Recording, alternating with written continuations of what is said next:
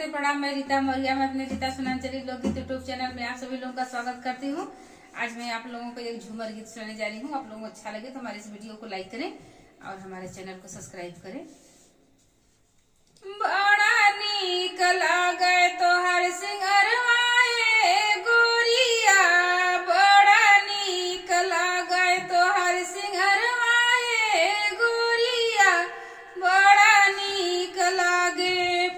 सोरहो सिंगारवा में नीक लागे सेनुरा, सोरहो सिंगारवा में नीक लागे सेनुरा, इहो बाटे पिया के निसनिया गोरिया,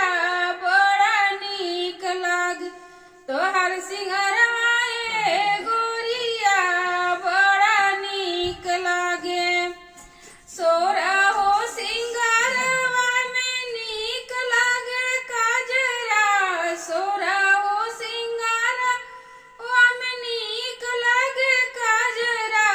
काजरा करावे मार झगड़ाए गोरिया, बड़ा नीक लागे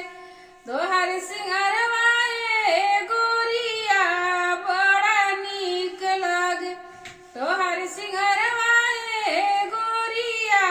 बड़ा नीक लागे